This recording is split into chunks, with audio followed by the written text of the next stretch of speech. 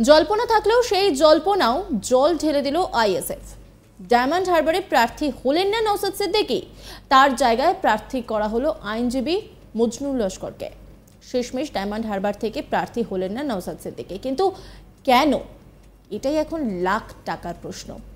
আগে বারবার ডায়মন্ড হারবার থেকে নিজেই প্রার্থী হওয়ার কথা বললেও, বারবার প্রার্থী তালিকা প্রকাশ হলেও নওশাদের নাম ছিল না। কি বলছেন তিনি, শোনাবো আপনাদের।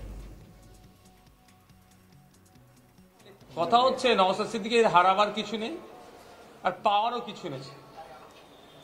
আমি অপেক্ষায় আছি, এই যে দুজনের সামনে পিছনে বসে আছে, রাইট সাইডে যে আছে সব থেকে বেশি, এই আজকে বলে দিচ্ছি পাবলিক ডোমেইনে, সব থেকে বেশি আমাকে কন্টেস্ট না করতে দেওয়ার জন্য যিনি জোরাজুরি করছেন তার মধ্যে একজন।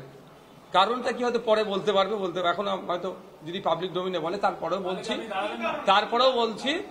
বলছি দলের গণতন্ত্র আছে। দল একটা জায়গায় এসে দাঁড়িয়েছে, একাধিক মত উঠে এসেছিল, সেখান থেকে এটা আমাকে দল বলেছেন 7th ফেজে ইলেকশন আছে, অত তাড়াহুড়ো আপনার করার প্রয়োজন নেই। আমি যেভাবে তাড়াহুড়ো করছিলাম, আমাকে দলের যারা আছে নেতৃত্বরা, যে 7th ফেজে আছে, নমিনেশনের ডেট অনেক বাকি, আপনার নিয়ে আমাদেরকে সেটা ভাবতে হবে, কারণ অনেক মতামত উঠে এসে সেটাকে শর্ট আউট করতে করতে এখন দুটো জায়গায় এসে দাঁড়িয়েছে।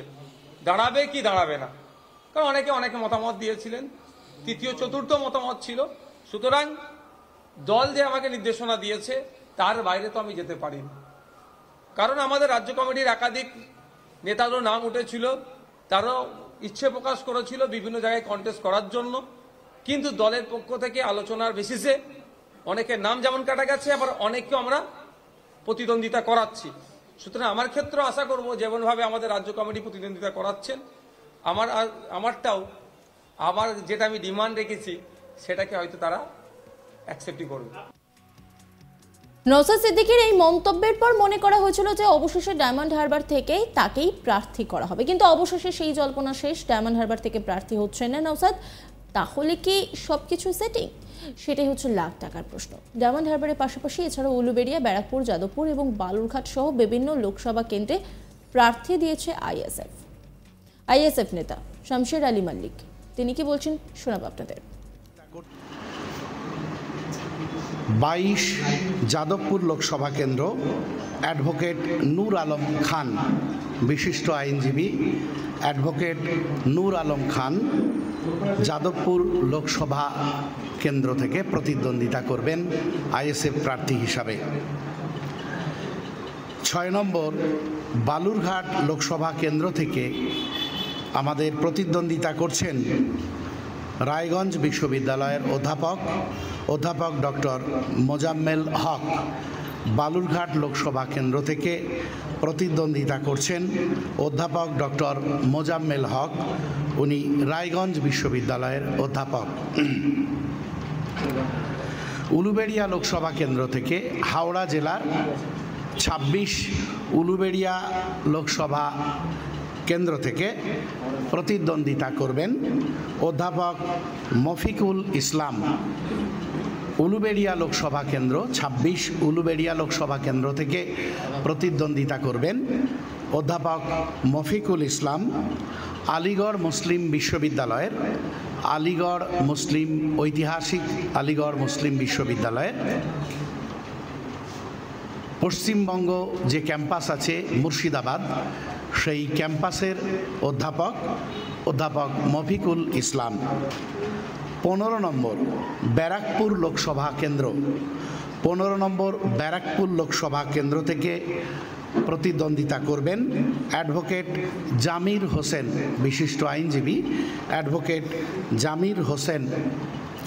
21 নম্বর ডায়মন্ড হারবার লোকসভা কেন্দ্র, 21 নম্বর ডায়মন্ড হারবার লোকসভা কেন্দ্র থেকে প্রতিদ্বন্দ্বিতা করবেন মজনু লস্কর, ভারত সরকারের যুব দপ্তর কর্তৃক আউটস্ট্যান্ডিং ইউথ অ্যাওয়ার্ড প্রাপ্ত, উনিও কিন্তু অ্যাডভোকেট মজনু লস্কর ডায়মন্ড হারবার লোকসভা কেন্দ্র থেকে প্রতিদ্বন্দ্বিতা করবেন।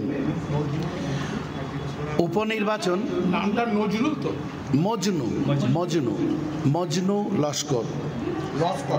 লস্কর। ম বর্গজ নয় রস্যকার, ইংরেজিতে লিখলে MAJNU, মজনু লস্কর। কপি আপনাদের দিয়ে দেওয়া হবে। বসিরহাট লোকসভা কেন্দ্র, 18 নম্বর বসিরহাট লোকসভা কেন্দ্র। আপনাদের আগেই বলেছি যে ব্যক্তিগত পারিবারিক কিছু কারণ থাকার জন্য আমাদের আগে যে প্রার্থীর নাম আমরা ঘোষণা করেছিলাম তিনি প্রতিদ্বন্দ্বিতা থেকে সরতে ইচ্ছা প্রকাশ করেছিলেন, সুতরাং সেখানে আমরা নতুন প্রার্থীর নাম ঘোষণা করছি। ইঞ্জিনিয়ার, বিশিষ্ট ইঞ্জিনিয়ার আক্তার আলী বিশ্বাস। কিন্তু প্রশ্নটা হচ্ছে যে নওশাদকে প্রার্থী কেন করা হলো না ডায়মন্ড হারবার থেকে? হারাবার ভয় নাকি সবকিছুই প্ল্যানিং? এখন প্রশ্ন হলো, যাকে প্রার্থী করা হয়েছে তিনি কি আদৌ ভোটের লিড দিতে পারবেন, নাকি এর পিছনে রয়েছে অন্য কোনো কারণ? অনেকেই বারবার বলে এসেছে যে সেটিং করেছেন নওশাদের আইএসএফ, কিন্তু তারপরেও একটি আশা ছিল যে ডায়মন্ড হারবার থেকে প্রার্থী করা হবে নওশাদকে।